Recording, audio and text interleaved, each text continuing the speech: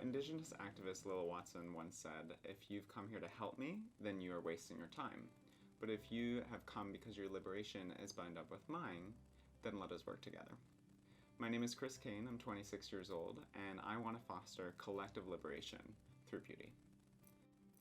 I currently work for a nonprofit that supports young people in developing leadership skills to start social and environmental initiatives. But I'm also a drag artist, something that has done so much for my personal development, my self-confidence. I've wanted to make others feel good from a young age, and often did so through art and creativity.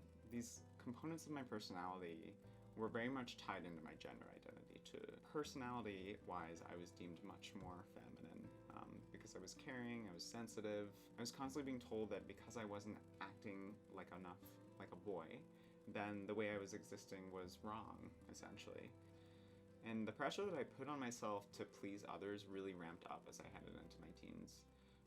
And I began to develop what would become a life-threatening eating disorder that would last into my adult years. That flamboyant, passionate, creative, and caretaker of a person was really nowhere to be found, and there were many instances really where I completely lost myself. So as I entered treatment into my early 20s, I really began to educate myself more about power and privilege in the context of the oppressive systems that a lot of society is functioning under.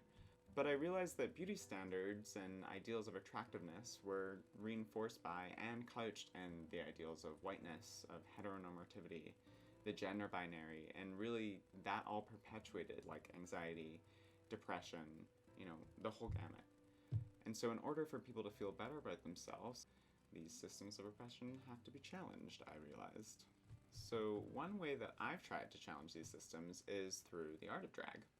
And the first time that I saw a drag show, it brought me back to all those times when I was younger.